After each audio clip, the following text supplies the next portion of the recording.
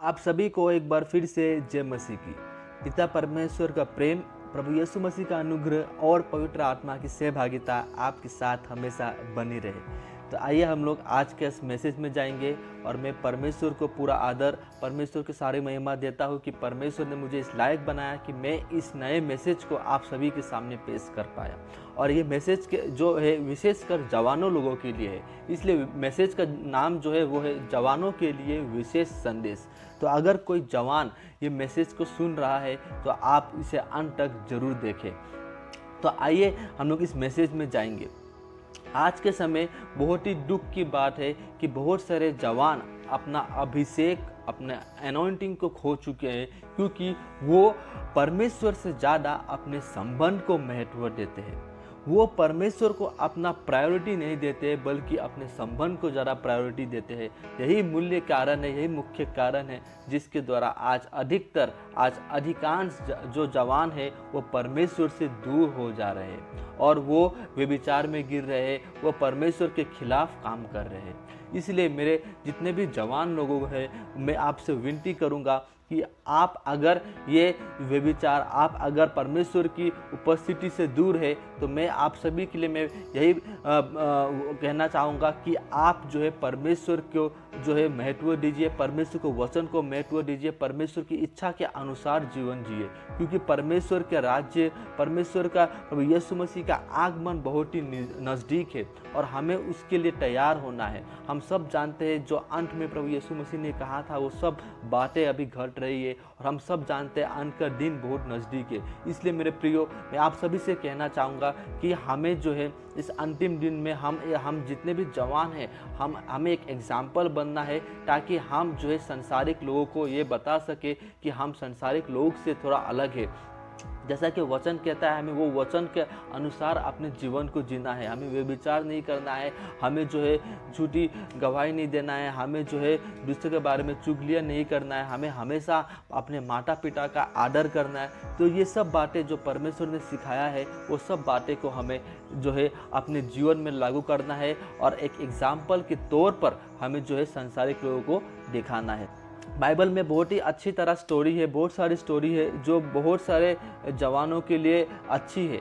तो उसमें से मैं 3 स्टोरी को आप सभी को रिलेट करना चाहूँगा। वो 3 स्टोरी को मैंने मिक्स करके आप सभी के सामने एक प्रस्तुत किया है। बहुत ही अच्छा स्टोरी है। पहला स्टोरी है यूसुफ का, दूसरा स्टोरी है सुलेमान, दूसरा स्टोरी है डेविड किंग का और तीसरा जो स्टोरी है वो सैमसन का। तो ये तीनों जो थे परमेश्वर के चुने हुए जो थे योद्धा, परमेश्वर चुने हुए दास थे, हम सब जानते हैं। लेकिन ये तीनों के जीवन से हम जवान क्या सीख सकते हैं, वो आइए हम लोग देखेंगे। बाइबल ऐसा बताती है कि यूसुफ, दाऊद और सिमसोन जो था वो तीनों परमेश्वर का चुना हुआ व्यक्ति थे। लेकिन बाइबल ऐसा बताती है कि यूसुफ जो था वो परमेश्वर को जो है हमेशा आदर देता था, परमेश्वर को हमेशा इच्छा के अनुसार जीवन जीता था। भले ही उसके जीवन में बहुत सारी समस्या आए, भले ही उसके भाइयों ने उसको बेच दिया, भले ही उसके भाइयों ने कुआं में डाल दिया, लेकिन ये सब के बावजूद भी वो बाद में कहता है कि जो परमेश्वर चाहता था वो परमेश्वर ने मेरे जीवन में किया। और बाइबल ऐसा बताती है कि राजा दाऊद जो थे वो भी एक अच्छे राजा थे, सेकेंड किंग थे इज़राइल के। लेकिन उन्होंने एक गलती कर दी बाद में जाकर, जो हमें जवान लोग उससे सीखना चाहिए। और वो गलती ये थी कि अगर हम लोग पढ़ेंगे, उसमें पढ़ सकते हैं 2 शमूएल चैप्टर आई थिंक 12 से, उसमें अगर पढ़ेंगे तो उसमें लिखा है कि एक बार राजा दाऊद जो है छत पर अपने छत पर टहल रहे थे, और जब वो टहल रहे थे तो उन्होंने एक स्त्री को देखा जो नहा रही थी, और वो स्त्री को देखकर उनको मतलब अट्रैक्शन हुआ, और इसलिए बाद में जाकर बाइबल ऐसा बताती है कि वो किंग डेविड जो थे वो स्त्री के साथ व्यभिचार करते हैं, और उसका जो पति था उसको ही मरवा देते हैं जो वार में। तो हमें उस तरह नहीं बनना है। सिमसोन के पास एक लेडी आई, और वो लेडी का नाम था दलीला, और वो लेडी सिमसोन का जो राज था बाल का, क्योंकि हम लोग सब जानते हैं सिमसोन का जो ताकत था वो उसके बाल में था, और वो राज को जानने के लिए जो दलीला थी उसके पास गई, और बाइबल ऐसा बताती है कि सिमसोन जो है उसके प्यार में फंस गया, और बाद में जाकर अपना जो अभिषेक, अपना जो भी कुछ ताकत था उसको खो दिया। लेकिन यूसुफ ऐसा नहीं था मेरे प्रियो। यूसुफ जो था वो राजा दाऊद और सुलेमान दोनों से बहुत ही अलग था। यूसुफ का जो कैरेक्टर था बहुत ही अलग था। बाइबल ऐसा बताती है कि यूसुफ के पास भी एक स्त्री गई, और स्त्री का जो इच्छा था कि वो यूसुफ के साथ व्यभिचार करे, लेकिन बाइबल ऐसा बताती है कि यूसुफ वहाँ से भागा। जी हाँ, अगर हमें जो है व्यभिचार से बचना है, अगर हमें परमेश्वर की इच्छा के अनुसार जीवन जीना है, तो हमें भी क्या करना है, हमें व्यभिचार से भागना है। इसलिए पौलुस कहता है एक जगह में कि इस जवानी के अभिलाषाओं से भाग। हमें इस जवानी की अभिलाषाओं से भागना है प्रियो। अगर हम लोग इस जवानी की अभिलाषाओं से भागेंगे, तभी हम लोग क्या करेंगे, परमेश्वर की उपस्थिति को अपने जीवन में महसूस करेंगे। आज से कुछ महीने पहले एक मुझे कॉल आया। वो कॉल एक ब्रदर का था, और उनका एक प्रेयर रिक्वेस्ट था कि उनके जीवन में क्या हुआ था कि वो एक स्त्री को प्यार करता था, और जो स्त्री को वो प्यार करता था उसका जो फैमिली मेम्बर्स थे उससे एग्री नहीं थे। और मुझे दुख की बात ये लगी कि वो दोनों विश्वासी थे, लेकिन जो उसके परिवार थे, स्त्री के परिवार, वो जो है राज़ी नहीं थे शादी के लिए। और जो ब्रदर ने मुझे फ़ोन किया था, उनको जो है मैंने एक ही बात बाद में बताया कि हो सकता है परमेश्वर की योजना ना हो, लेकिन आप टेंशन ना ले। परमेश्वर की अगर इच्छा होगी तो आपकी जो शादी उससे होगी, अगर नहीं होगी तो नहीं होगी। आपको इसमें कुछ घबराने की बात नहीं है। आप परमेश्वर के राज्य की खोज करें, क्योंकि अभी परमेश्वर के राज्य ज़्यादा इम्पोर्टेंट है, ना कि हमें ये सब चीज़। और दुख की बात थी कि वो ब्रदर सिर्फ 22 ईयर्स के थे, तो मैंने उनको बताया कि इस समय तो आपको जो है, इस जवानी के समय में आपको जो है परमेश्वर पे ज़्यादा फोकस करना है, क्योंकि वचन खुद कहता है कि जवानी की अभिलाषाओं से भाग। जी हाँ, अगर हम लोग जवानी की अभिलाषाओं से भागेंगे तो फिर हम लोग परमेश्वर की इच्छा के अनुसार जीवन जिएंगे। तो मैंने वो ब्रदर को यही बात बताया, मैंने उनको लिए प्रे किया, और फिर मैंने उनको बोला कि अगर परमेश्वर की इच्छा होगी तो आपकी शादी होगी। आप परमेश्वर की इच्छा के अनुसार जीवन जिए, आप परमेश्वर के राज्य की खोज करें। तो ये स्टोरी से ये जो घटना थी उससे मैं यही कहना चाहूँगा कि जितने भी जवान हैं, हमें जो है परमेश्वर की इच्छा के अनुसार जीवन जीना है, हमें परमेश्वर की खोज करना है। पिछले महीने एक सिस्टर का मुझे मैसेज आया, और वो बहुत ही दुख की बात थी कि मुझे वो दुख लगा मुझे ये सुनकर कि वो सिस्टर को एक ब्रदर ने कहे कि वो ब्रदर बोल रहा था कि मुझे प्रभु ने कहा है कि मैं तुमसे शादी करूँगा। सिस्टर का मैसेज मुझे आया, और सिस्टर ने मुझे बोला कि ब्रदर आप बताएं मैं क्या करूँगा, मैं क्या करूँ, क्योंकि वो बोल रहा है कि प्रभु ने मुझे कहा है, और मुझे लग रहा है कि वो झूठ बोल रहा है, ऐसे सिस्टर ने मुझे बोला। तो मैंने सिस्टर को एक ही बात बोला, ब्लॉक हिम। तो फिर उसके बाद सिस्टर ने इसको डायरेक्टली ब्लॉक कर दिया। और ब्लॉक करने के बाद भी क्या हुआ कि जो वो ब्रदर थे उसके सिस्टर ने फिर जाके उसको टॉर्चर किया सिस्टर को कि जाओ प्लीज़ मेरे भाई के साथ शादी कर लो, वो कर लो, लेकिन उस सिस्टर ने उसको भी ब्लॉक कर दिया। तो आज के समय देखिए जवान लोग कहाँ फंसे हैं। आज के समय देखिए क्या जवान लोग परमेश्वर के राज्य में आगे बढ़ रहे हैं। इसीलिए हमें जवानी की अभिलाषाओं से भागना है। और एक जगह वचन भी कहता है, बहुत ही खूबसूरत वचन है, मैं पढ़ूंगा। स्वभावोपदेश की पुस्तक में स्वभावोपदेश चैप्टर 12 वर्स 1 में लिखा है, अपनी जवानी के दिनों में अपने सृजनहार को स्मरण रख। हमें अपने जवानी के दिनों में किसको स्मरण रखना है? हमें अपने जवानी के दिनों में अपने सृजनहार, अपने क्रिएटर को स्मरण रखना है।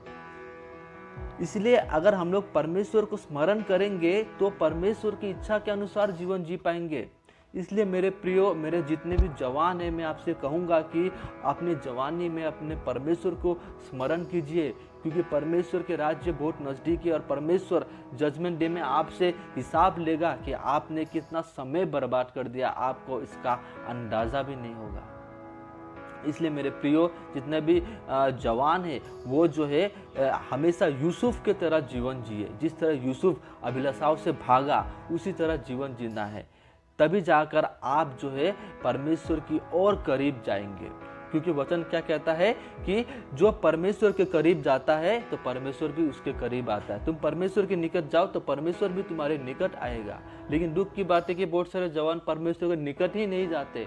मेन प्रॉब्लम यही है, इसलिए तो वो परमेश्वर से दूर चले जाते हैं।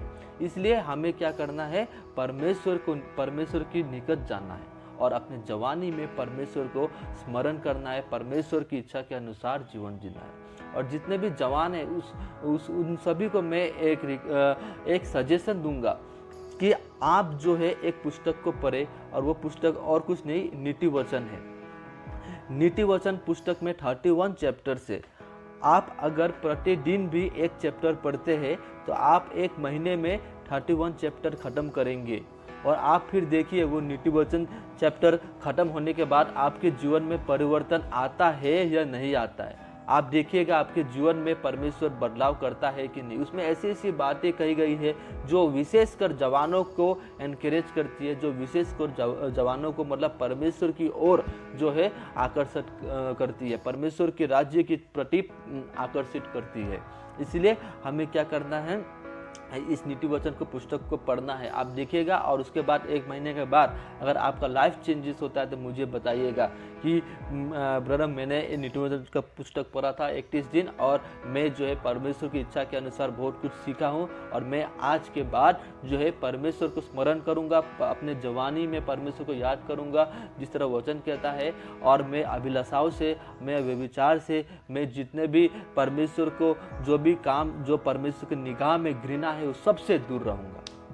और मैं विश्वास करता हूँ आप जो है परिवर्तन, आपके जीवन में परिवर्तन आएगा, आप पूरी तरह से परमेश्वर आपको बदल देगा। तो जितने भी जवान हैं, मेरा यही आज का मैसेज था कि हमेशा जो है अपने जवानी के दिन में अपने सृजनहार को स्मरण कीजिए और हो सके तो परमेश्वर की उपस्थिति को आदर दीजिए, हम हो सके तो परमेश्वर की इच्छा के अनुसार जीवन जिए। तो आइए मैं प्रार्थना करना चाहूँगा जितने भी जवान हैं उन सभी के लिए। आइए आप जितने भी जवान अगर कोई देख रहा है इस मैसेज को तो आप अपने आँखों को बंद कीजिए और मैं आपके लिए प्रार्थना करना चाहूँगा।